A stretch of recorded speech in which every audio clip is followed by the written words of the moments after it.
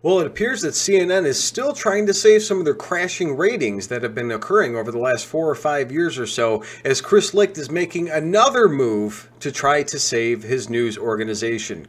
My name is Tom. I'm reporting with the Daily Beltway. If it's your first time here today, please go ahead and hit the subscribe button down below and the notification bell so you can stay up to date on all the latest breaking news. Well, looks like CNN's ratings have been in the toilet, as the thumbnail is showing over there, and rumors have been starting to spread all over Twitter sphere that CNN is going to be terminating yet another one of their talking heads. Over the last few weeks, CNN has gotten rid of like Don Lemon and quite a few other people off of their primetime lineup and have moved them either to less appropriate shows in the morning or different parts of it, or just all outright terminating these guys.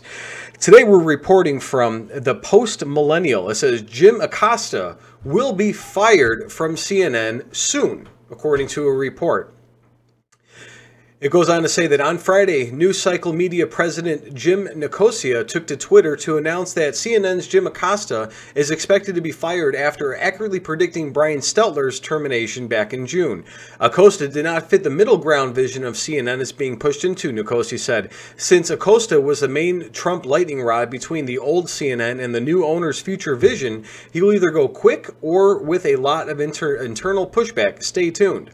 It just went ahead and reiterated that in the tweet. It said the outlet embraced a middle ground vision of reporting when Chris Licht took over as CNN president in February, after disgraced former boss Jeff Zucker resigned amid a salacious workplace affair scandal.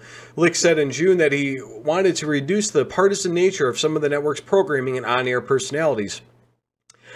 I agree with Licht. I think I said John Licht earlier. Good God. I'm sorry. CNN and everybody else in the internet, I screwed that up. It is Chris Licht. As Licht took over, I fully agree with a lot of the news outlets. It's either super hardcore left or super hardcore right, and that's all you ever hear is like the extreme talking points and tons of opinion in the middle, like, oh, these guys suck, oh no, these guys suck. Everybody sucks. The entire political establishment sucks. You have a uniparty, you've got the Republicans, the Democrats, they fight publicly, but behind closed doors, they're all drinking together.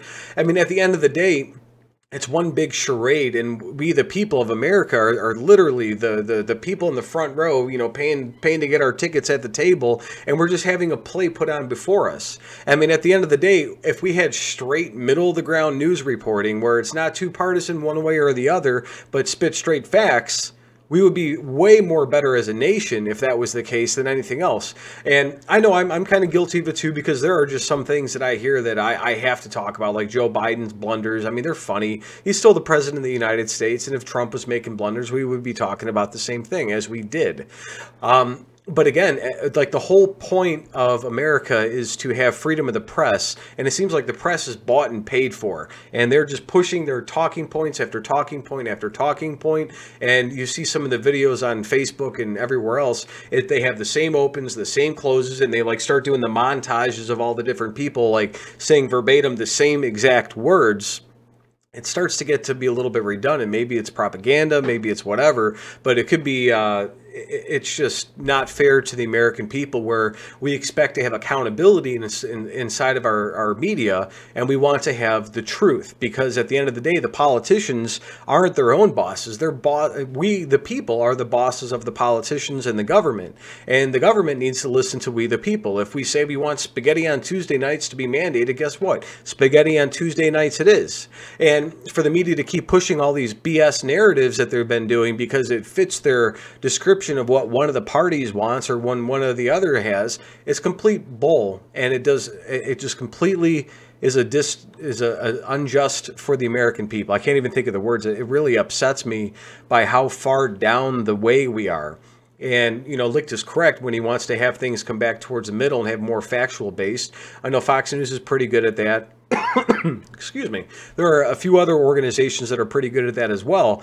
But at the end of the day, you know, all organizations that are on cable news, they tend to spit party narratives. That's got to stop. We need to get back to the days of John took 2 steps down the road and, he tripped over a log. If it was CNN, it'd be like, he went down the road and because of the crazy, non-fair union politics, whatever, the log was left in the road because it wasn't the right guy's turn. The right side will be blaming the street sweeper dude because they were a union, and everything will get thrown up in the mix because at the end of the day, it's not about the dude tripping on the log. It's about whose fault it was that tripped on the log. Same thing when you get to the border crisis and you get to immigration, you start getting an inflation, spending policies. I mean, under Trump, the budget went up trillions of dollars. Under Biden, we have $30 trillion in debt.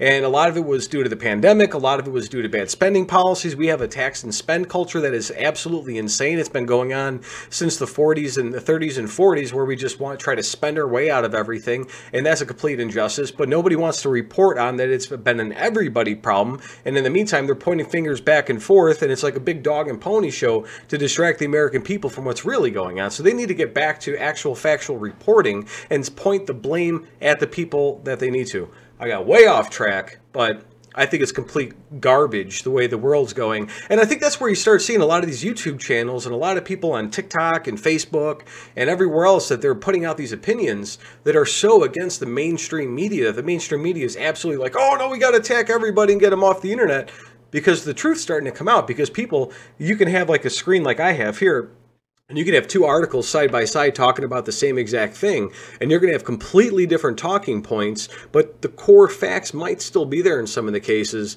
And you've got other people out like Tim Pool and others that are reporting on things that try to give you the straight down the middle shot. I'm trying to do that to an extent, but I mean, I still have a few leanings of my own that I'm as aware of as anybody else. But at the end of the day, we need to get back towards the center, otherwise the nation will fail. It says that the Post-Money reports, in 2020, Acosta claimed, without providing any evidence, that he and his colleagues have been subjected to death threats from supporters of President Trump. A few days later, he conducted a cringeworthy biased interview with former President Barack Obama. Obama's Obama. In 2021, Acosta called Tucker Carlson and GOP leaders the American Taliban. It's a little bit much. Nicosia first learned that a big name was about to exit CNN on Tuesday, but did not confirm who would be in order to protect the anonymous source, an executive at CNN's parent company, Discovery. It says that the scoop, another big name, is about to exit at CNN. Stay tuned. Discovery executive, he did not have a place in the new CNN. He reminds us of the Zucker period we're looking to move far from. The only reason he is still on air was not to look like we are cleaning house for political reasons right after the closing, Nicosia tweeted. Nicosia also said that CNN's PR department would deny that Acosta was set to be fired, just as they did with Stelter. He also said that Acosta won't be the last of the old guard to go, but this takes time, and they're getting an incredible amount of pushback from people who want to stay a resistance network. If you look at MSNBC and some of the other things, I mean, you have Paw Patrol getting better ratings than some of the shows on MSNBC, and you've got some of the Disney cartoons on children's networks that have higher ratings than CNN, and it's quite abundantly clear that a lot of people are starting to get away from the 24/7 war drum beatings, and you see like shows like Gutfeld on Fox News, who consistently has the highest ratings, and they honestly poke fun at a lot of people, including Republicans. And I've poked fun at a lot of Republicans, like Dr. Oz, making speeches in front of cars with Nazi paraphernalia on. It's absolutely mind-blowing that this is even happening in 2022. Mind-blowing. Anyways, to get back to it, it says Acosta was booed in June 2021 for asking President Trump if he would apologize for the events of J6. Acosta's resistant style of question of Trump caused the former president to ridicule the CNN correspondent, which Acosta said was akin to physical abuse. I don't really think that's akin to physical abuse. I mean, physical abuse is somebody going up and grabbing you by the shirt and roughing you up a little bit. But, I mean, we live in a nation to where, you got a lot of people, they'll have a mean tweet throw their way, and next thing you know, they're starting to cry about it. And, words hurt, but it's not the same as a fist or anything else. And, for Acosta and people like that to say and try to blame the public or the people who are watching his show for his downtrodden, maybe you should watch what he's putting out there. Maybe you should watch the words that are out there. And I know that people won't subscribe or listen to what I have to say if I'm putting out garbage, and if I am, please let me know in the comments. I want to get better. I'm still new at this. But I mean, again, as a nation, we're listening to the 3% of the far left and we're listening to the 3% of the far right, and that is taking over the news cycles. And as a nation, we need like 96% of the country, or 90, whatever the percentage was, I read a report, was most of the country is within 50% of the middle. We're right down the center. Some have a little bit to the right, some are a little bit to the left, but almost every one of those people in that center group, where the majority of the country is sick and tired of the bull crap coming out of the mainstream media. I mean, all it's doing is dividing our country, moving us further apart from each other, and maybe the terminations at CNN will help slowly to start bridging that gap. And we might see some of the same moves from the right, maybe, but hopefully we start seeing MSNBC, CNN, a few of these other people start bringing back fact-based reporting and taking out the bias, taking out the whatever, and let the facts and the truth speak for itself.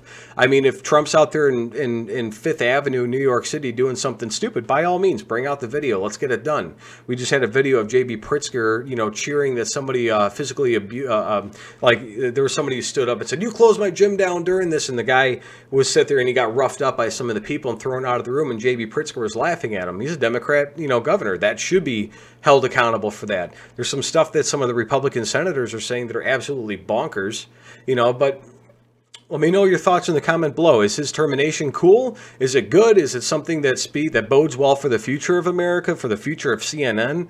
If Jim Acosta is not on the network, would you maybe give it another chance? I don't normally watch CNN, but every once in a while I'll turn it on because I like hearing both sides of the story. I want to hear what's on Fox, and I'll flip over to primetime CNN.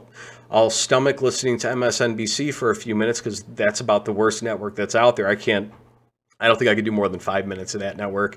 So I'll go between Fox and CNN back and forth, and I'll jump on the internet and read some articles and listen to some stuff. But what do you guys do? How do you feel about this whole situation? Am I right saying that the country needs to move back towards the center? Am I wrong? Let me know your thoughts in the comments below.